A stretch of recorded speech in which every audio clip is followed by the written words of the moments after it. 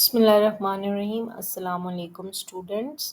हम lecture number 2 का आज पार्ट 2 पढ़ेंगे और हम स्टार्ट करेंगे प्लास्टिड से। ठीक है, हमने प्लास्टिड से स्टार्ट करना है। प्लास्टिड्स जो होते हैं वो सिर्फ और सिर्फ plant cells and alga cells में पाए जाते हैं। प्लास्टिड्स जो हैं इनके अंदर थ्री इनके पार्ट्स होते हैं। क्लोरोप्लास्ट जिनको ग्रीन फैक्ट्री कहा जाता है, क्रोमोप्लास्ट जिनको डिफरेंट कलर्स का अगर बॉक्स कहा जाए तो वो गलत ना होगा, और ल्यूकोप्लास्ट जिनको स्टोरेज गोडाउन कहते हैं। ठीक है, तो जो क्लोरोप्लास्ट होते हैं वो क्या करते हैं, उनका स्ट्रक्चर ये होता है कि वो 2 लेयर के होते हैं। ठीक है, अंदर से वो थाइलेकोकॉइड्स के होते हैं। ठीक है, और इनकी डबल जो है वो स्ट्रक्चर होती है। और इसमें ये होता है कि और इनर फ्लूइड इनके अंदर स्ट्रोमा प्रेजेंट होता है और ये ग्रीन कलर के होते हैं। और प्लांट का जो हरा रंग होता है ना, पौधे का जो हरा कलर होता है वो इन्हीं की वजह से होता है, क्लोरोप्लास्ट की वजह से ही होता है। राइट, और इनका काम क्या होता है, इनका काम होता है फोटोसिंथेसिस का, यानी सूरज की रोशनी में प्लांट अपना जो फूड प्रिपेयर करते हैं वो बिकॉज ऑफ क्लोरोप्लास्ट होता है। अगर ये क्लोरोप्लास्ट ना होता तो प्लांट अपना फूड प्रिपेयर ना कर पाते। ठीक है, तो इसके अंदर जो हरा रंग प्रेजेंट होता है ना, वो क्लोरोफिल की वजह से होता है। ठीक है, अब धूप यानी कि सूरज की रोशनी प्लस वाटर प्लस CO2 लेकर ग्लूकोज और ऑक्सीजन बनाते हैं, जिसकी वजह से प्लांट की लाइफ चलती है। उसके बाद होता है क्रोमोप्लास्ट आपने देखा होगा कि डिफरेंट कलर के बाज़ दफ़ा प्लांट्स में फ्लावर लगे हुए होते हैं, पिंक, येलो, ब्लू। एंड आप देखते हैं कि फ्रूट्स के भी डिफरेंट कलर होते हैं, पहले वो फ्लावर होते हैं डिफरेंट कलर के, फिर वो फ्रूट बन जाते हैं। तो ये जो कलर होते हैं ना, रेड, ब्लू, येलो, ये क्रोमोप्लास्ट की वजह से होते हैं। ठीक है, और ये क्रोमोप्लास्ट जो है फ्लावर्स के अंदर प्रेजेंट होता है। डिफरेंट कलर्स जो होते हैं वो डिफरेंट कलर्स क्या करते हैं, वो कीड़े मकोड़ों को, मक्खियों को, परिंदों को अट्रैक्ट करते हैं। यानी कि क्रोमोप्लास्ट की वजह से जो एनिमल्स हैं, जो इंसेक्ट्स हैं, उनमें पोलिनेशन का प्रोसेस भी होता है। ठीक है, उनके थ्रू होता है, क्योंकि ये डिफरेंट कलर्स अट्रैक्ट करते हैं अपनी तरफ इंसेक्ट्स को। उसके बाद आ जाता है ल्यूकोप्लास्ट जो हैं वो कलरलेस प्लास्टिड है। ये ऐसे प्लास्टिड हैं जिनका कोई कलर नहीं होता और ये स्टार्च के तौर पे प्रेजेंट होते हैं, जैसे कि आप देख लें। और इनका काम ये होता है कि स्टार्च, प्रोटीन, फैट को स्टोर करना। इसकी एग्जांपल आप इस तरह से देख सकते हैं कि जैसे कि पोटैटो है, पोटैटो में स्टार्च होता है। ठीक है, पोटैटो को कभी आप आ, ऐसे करके स्क्वीज़ करें या उसको क्रश करें तो उसमें से वाइट सा जो है वो मैटर निकलता है, तो हम कहते हैं ये पोटैटो का स्टार्च है। ये जैसे, या कभी आप चिप्स वगैरह के लिए पोटैटो को कट करें और उनको पानी में रख दें तो थोड़ी देर बाद आप देखेंगे कि वाटर का कलर जो है वो अजीब सा हो गया है पोटैटो को वॉश करते वक्त। तो वो क्या होता है कि पोटैटो में से स्टार्च निकल रहा होता है। तो वो जो कलरलेस प्लास्टिड है ना, वो पोटैटोज़ की एग्जांपल है। और उन्होंने जो स्टार्च स्टोर किया हुआ होता है ना, तो जब आप उसको कट करके वाटर में डिप करके रखते हैं तो वो निकलता है। ठीक है, तो इस तरह हमें ये पता चला कि प्लास्टिड्स जो है उसके अंदर क्या क्या चीज़ें पाई जाती हैं। उसके अंदर 3 चीज़ें पाई जाती हैं, क्लोरोप्लास्ट होते हैं, क्रोमोप्लास्ट होते हैं और ल्यूकोप्लास्ट होते हैं। ठीक, उसके बाद हमारे पास आ जाता है एंडोप्लाज्मिक रेटिक्यूलम। अब एंडोप्लाज्मिक रेटिक्यूलम क्या है? एंडोप्लाज्मिक रेटिक्यूलम एक ट्रांसपोर्ट का नेटवर्क है। जैसे कि स्टार्ट से मैं आपको पिछले लेक्चर में भी बताया कि सेल एक फैक्ट्री है अगर, तो आप ये समझें कि फैक्ट्री में सामान एक जगह से दूसरी जगह कैसे जाता है। ठीक है, ट्रांसपोर्ट के जरिए जाता है ना, तो एंडोप्लाज्मिक वो कन्वायर बेल्ट हैं, या हम ये कह सकते हैं वो रोड हैं, या वो नेटवर्क ऑफ ट्यूब्स है, तो जो कि एक जगह से दूसरी जगह ट्रांसपोर्ट का काम करता है। अगर हम इसकी डेफिनेशन देखें तो it's a network of tubes channel जो कि सेल मेम्ब्रेन से लेकर न्यूक्लियर मेम्ब्रेन तक कनेक्टेड होता है, एंड पूरे सेल में लाइक अ रोड की तरह से काम कर रहा होता है, एक से दूसरे को कनेक्ट कर रहा होता है। It has two types, rough endoplasmic reticulum and smooth endoplasmic reticulum. Rough endoplasmic reticulum rough क्यों है? क्योंकि इसके ऊपर राइबोसोम्स चिपके हुए हैं। राइबोसोम्स क्या करते हैं? प्रोटीन बनाते हैं। प्रोटीन सिंथेसिस और प्रोटीन पैकिंग और प्रोटीन के बनने का काम इसके ऊपर हो रहा होता है, और रफ एंडोप्लाज्मिक रेटिकुलम उसको लेते हैं और उसको आगे भेजते हैं। यानी कि इनका कनेक्शन क्या होता है? न्यूक्लियर एनवलप से डायरेक्ट ये कनेक्टेड होते हैं, ताकि न्यूक्लियर से मैसेंजर आरएनए सीधा राइबोसोम पर आ जाए। ठीक है, उसके बाद आ जाते हैं स्मूथ एंडोप्लाज्मिक रेटिकुलम। इनको स्मूथ क्यों कहते हैं? क्योंकि यहाँ पे राइबोसोम्स नहीं होते। ठीक है, ये स्मूथ होते हैं, और इनका 3 मेन फंक्शन है इनके। कौन कौन से? लिपिड मेटाबॉलिज्म, यानी कि चर्बी और हार्मोन्स बनाते हैं। टेस्टिस मेल हार्मोन में इसी से बनते हैं। उसके बाद ट्रांसपोर्ट, सामान को एक सेल से दूसरे सेल तक पहुंचाते हैं। और थर्ड इसका फंक्शन है डिटॉक्सिफिकेशन, यानी कि लिवर सेल में SCR पॉइज़न अल्कोहल दवाई को जो है वो न्यूट्रल करता है। इसी वजह से जो बहुत ज़्यादा लोग ड्रिंक करते हैं और बहुत ज़्यादा लोग नशा करते हैं, उनका लिवर जो है वो ख़राब हो जाता है। तो इसका मतलब यही होता है कि उनका smooth endoplasmic reticulum over work करता है।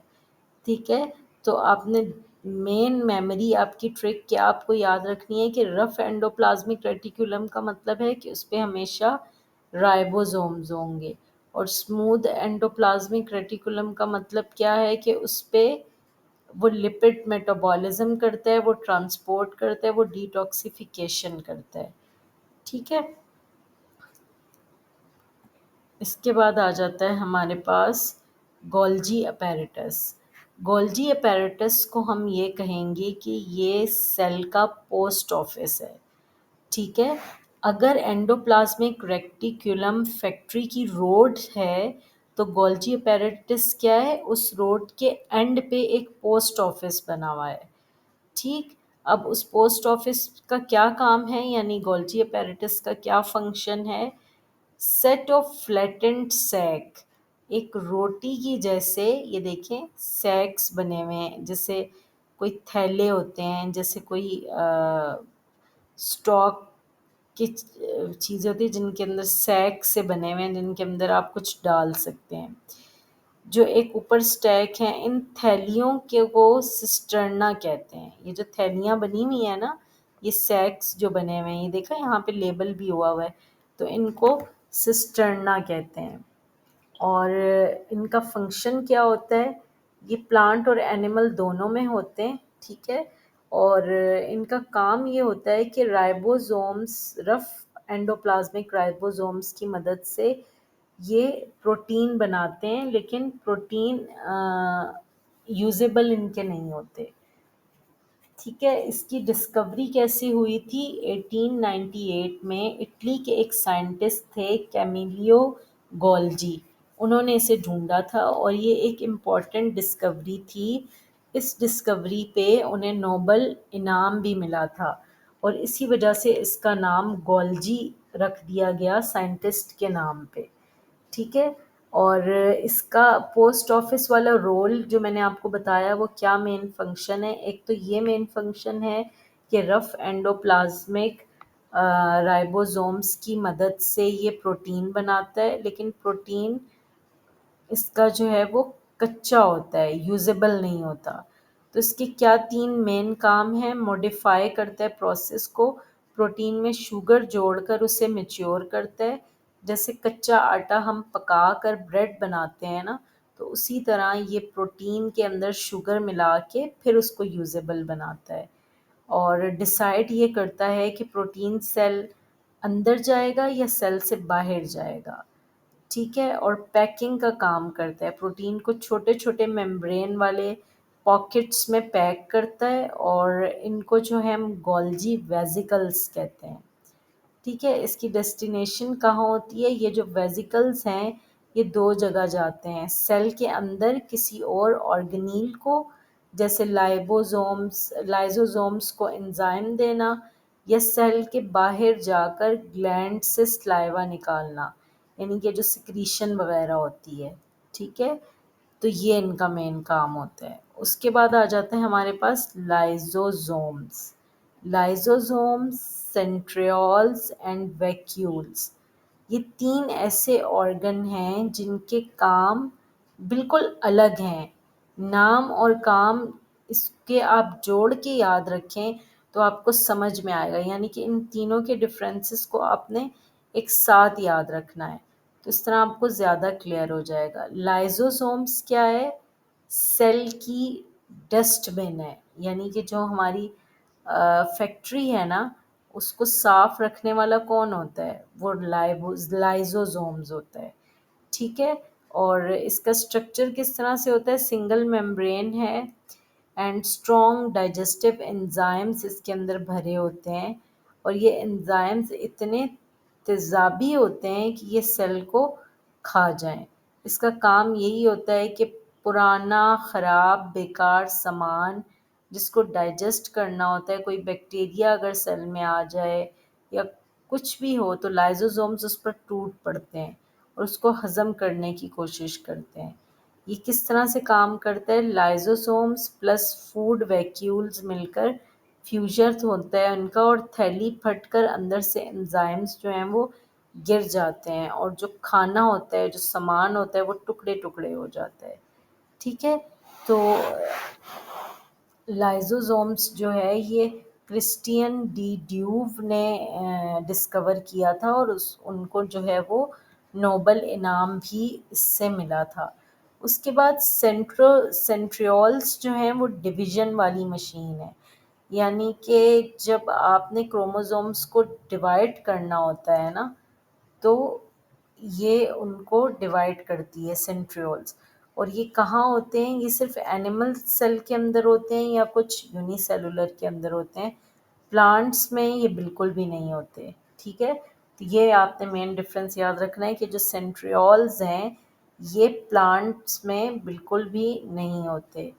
और स्ट्रक्चर इसका कैसा होता है? हॉलो सिलेंडर के जैसे होते हैं, और एक सिलेंडर तकरीबन 9 ट्रिपलेट्स ऑफ माइक्रोट्यूब्यूल से बना है।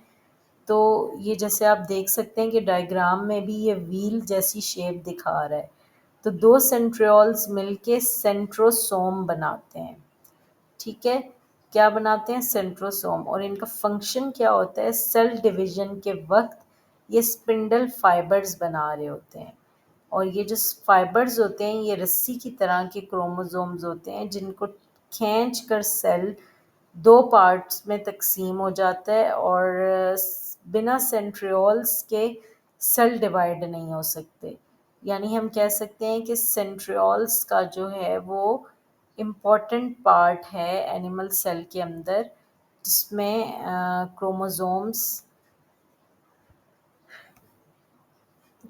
के अंदर ये अपना अहम रोल प्ले करते हैं। ठीक है, उसके बाद आ जाता है हमारे पास वैक्यूल्स। वैक्यूल्स जो हैं वो, जैसे हम सबके घरों में एक टंकी होती है ना, हम मोटर चलाते हैं, पानी की टंकी होती है, इस तरह जो एक प्लांट है ना, वो उसके अंदर जो वैक्यूल्स है वो प्लांट के सेल का टैंक है। ठीक है, और इसमें ये जो वैक्यूल है ये, इसका स्ट्रक्चर ऐसा होता है कि इसमें पानी और लिक्विड हमेशा भरा ही रहता है, और ये प्लांट सेल के अंदर एक बड़ा सा सेंट्रल वैक्यूल होता है, और 90% ऑफ सेल की स्पेस तो यही ले लेता है। ये टर्जिट उस वक्त होता है जब सख्त और तन कर खड़ा हो जाता है और पौधा इस वजह से सीधा खड़ा रहता है। और जब पानी इसमें कम होता है तो ये मुरझा जाता है। एनिमल सेल में ये थोड़े छोटे होते हैं, लेकिन प्लांट सेल में ये बहुत बड़े होते हैं। और जो यूनिसेलुलर हैं, ऐसे ऑर्गेनिज्म जिनको हम अपनी आम आंख से नहीं देख सकते, उनके अंदर भी कॉन्ट्रैक्टाइल वैक्यूल प्रेजेंट होता है। ठीक है। उसके बाद हम डिफरेंस देख लेते हैं अपना प्रोकैरियोट्स एंड यूकैरियोट्स में। प्रोकैरियोट्स एंड यूकैरियोट्स के डिफरेंस में देख लें। सबसे पहले न्यूक्लियस आ जाता है। प्रोकैरियोट्स में न्यूक्लियस एब्सेंट होता है और यूकैरियोट्स में न्यूक्लियस प्रेजेंट होता है।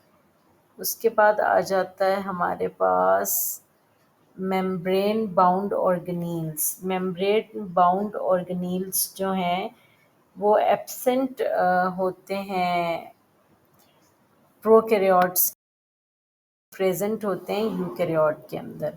उसके बाद राइबोसोम्स आ जाते हैं। राइबोसोम्स दोनों में प्रेजेंट होते हैं। सेल का साइज़ जो है वो प्रोकैरियोट्स का छोटा होता है और यूकैरियोट्स का बड़ा होता है। प्रोकैरियोट में सेल वॉल जो है वो पेप्टिडोग्लाइकन की मिलकर बनी होती है और यूकैरियोट में सेलुलोज की बनी होती है। प्लांट्स में एंड काइटिन की बनी होती है बैक्टीरिया में। और इसकी एग्जांपल हमने क्या दी? इसकी हमने एग्जांपल दी है, प्रोकैरियोट की तो एग्जांपल आ जाती है बैक्टीरिया एंड यूकैरियोट की एग्जांपल आ जाती है एनिमल्स, फंजाई, प्रोटोजोआ, और हम भी इसी में ही शामिल हैं ना। तो ये इसकी एग्जांपल आ जाती है। तो अगर हम क्विकली अपना रिव्यू करें तो हमने क्या क्या पढ़ा? हमने सेल वॉल पढ़ी है, हमने cell membrane, nucleus, ribosomes, mitochondria, chloroplast, rough endoplasmic reticulum, smooth endoplasmic reticulum, Golgi apparatus, lysosomes, centrioles and vacuoles, इन सब के बारे में हमने पढ़ा है।